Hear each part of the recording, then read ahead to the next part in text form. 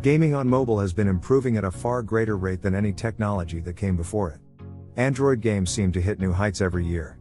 We see more and more premium game releases that challenge what phones can do, and even free-to-play games are getting better and better. To be honest, mobile has some reasonably impressive titles. Some of these even compete with console and PC games, or are also available on PC and console along with mobile. Writing a definitive list of the best mobile games is a tricky, some would say foolhardy, task at the best of times.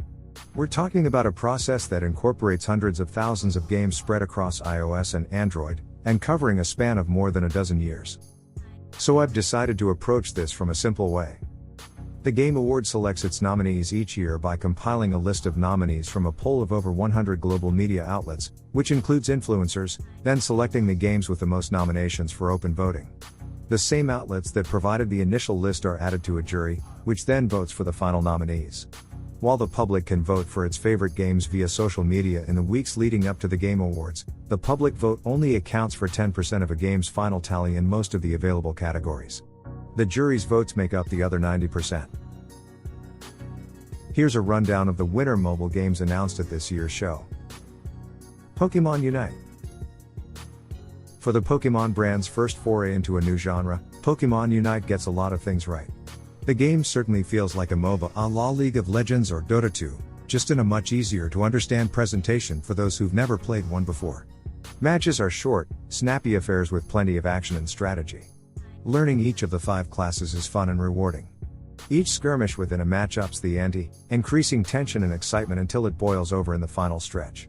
It's just a shame that the confusing in-game economy composed of multiple currencies and a loot box style lottery system can sometimes get in the way of the game's fun. For those unaware, Pokémon Unite is a multiplayer online battle arena game or MOBA. 2 teams of up to 5 players choose a Pokémon, then enter an arena where they defeat wild Pokémon in the environment to gather energy and experience. Experience levels up a Pokémon, increasing its stats and powering up its moves, while energy is used to score points and win the game. Pokémon Unite does a great job of making each match feel exciting. As this is a team game, you'll feel a quick bond with teammates who stick to their roles and support as needed, and you'll feel embarrassed for the one player doing their own thing and getting crushed for it. Every mid-match skirmish where you and your teammates are meeting a group of opponents is tense and exciting, and emerging victorious is thrilling. That 10-minute timer feels like it breezes by due to how much fun each match can be. Pokémon Unite is an enjoyable game. The MOBA genre fits the Pokémon franchise very well, and as more Pokémon are introduced, the metagame will likely continue to evolve and may introduce more fun opportunities to strategize. Dropping into battle with new builds and trying new things is fun, as is taking a newly earned Pokémon into a battle and seeing what they can do. Marvel Future Revolution. Let's be honest, there's one major factor that draws in fans for a Marvel game, and that's the heroes found within. Of course, there's many popular series within Marvel, including the Avengers, Guardians of the Galaxy, X-Men, Spider-Man, Fantastic Four, and Deadpool to name a few. Fortunately, you can find multiple heroes from various Marvel franchises in Marvel Future Revolution, including Black Widow, Captain America, Captain Marvel, Doctor Strange, Iron Man, Spider-Man, Star-Lord, and Storm. All of these characters offer something unique, from their abilities to their combat style. Naturally, the game features a narrative that sees you and your band of heroes face impossible odds in an attempt to save the day. What else is new? This is just another day at the office. However, this time it's the entire metaverse that's at stake, which means there are numerous versions of billions of people that need saving. Perhaps this isn't just another day at the office after all. Given it's the multiverse, it's not just civilians that have numerous counterparts. Several variations of each villain need defeating, because kicking their asses just once isn't enough. It's never enough. Of course, this also means that there are multiple versions of the heroes for you to recruit, too, because more than one egomaniac who names a city after himself is totally necessary. From the get-go, you're in the middle of the action. There's no warm-up. From the second you take control of Star-Lord, Marvel Future Revolution is an action-packed experience that tests your resolve. As is to be expected from any Marvel game, you don't jump in to have a coffee and chat about our problems. Rather, we put up our fists, save the day, and take out our daily struggles on whatever villain fancies a stab at world domination. The game's combat is smooth and fluid, offering a great experience that's easy to get lost in. Each hero has several unique abilities that turn the tide of battle and one primary attack to dish out consistent damage.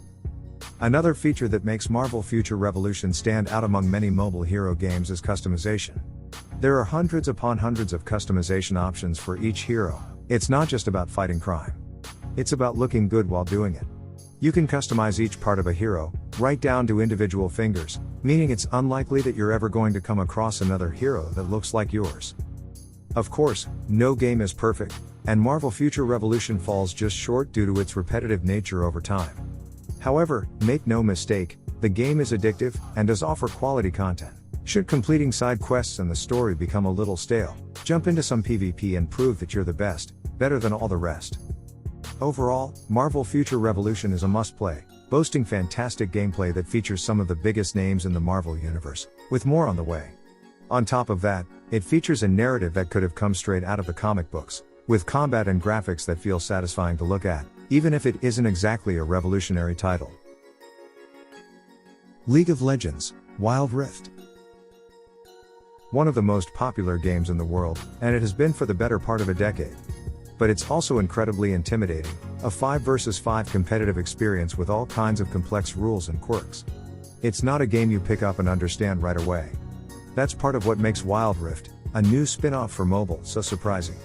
It takes the core of League and packages it in a way that makes it much more approachable for newcomers. This is by far the best way to start playing. First, it's important to note that Wild Rift isn't a direct port of League. Instead, it's a new version designed specifically for mobile, and, at some point in the future, consoles. It still feels like League in a lot of ways, but there are some key differences. The core is identical. It's a team game where squads of 5 go up against each other with the goal of taking down the opposing team's base. You still navigate a map made up of 3 lanes, with a jungle full of creatures to kill in between, and you have to choose between a variety of heroes with unique skills. But the changes, while seemingly small, are noticeable. For one thing, the map is smaller, so it'll take less time to clear out lanes on your way to the enemy's base. In my experience, matches last around 20 minutes in Wild Rift, compared to League on PC where they can stretch out past 45 minutes. It's just about the ideal length for playing on your phone. The addition of touchscreen controls is a big shift as well. Riot has replaced a mouse and keyboard with lots and lots of on-screen buttons. There's a virtual joystick for movement. It's serviceable, but like all virtual joysticks, it can be unresponsive at times, and buttons for all of your different attacks. There are also auto-attack buttons so you can focus on killing nearby minions or destroying towers, one for warping back to base, as well as a mini-map and pop-ups whenever you can buy a new item. It's a lot, and the screen can get pretty cluttered on a phone. Riot seems to have found a nice balance between streamlined controls and giving you lots of information. The game also has fewer characters to choose from, around 60, compared to well over 100 in the PC version, simplifying yet another aspect of the experience. So basically, Wild Rift is a slightly lightweight take on League. But aside from the controls and smaller map, the thing that really makes it work is the onboarding.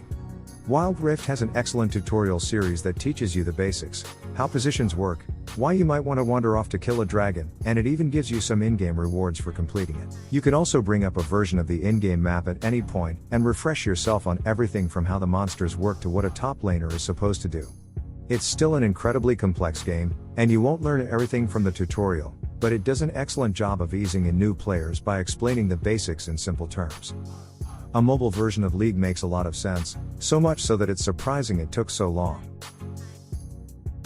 Fantasian. First and foremost, Fantasian is a work of art, both in the visuals and the music. This game was clearly a labor of love for the developers. Especially stunning are the handcrafted dioramas that make up each setting in the game. While the characters and monsters are rendered in modern, anime-inspired CG, the towns, forests, and other places featured throughout the world are meticulously designed, physical dioramas, unlike anything you've seen in a video game before.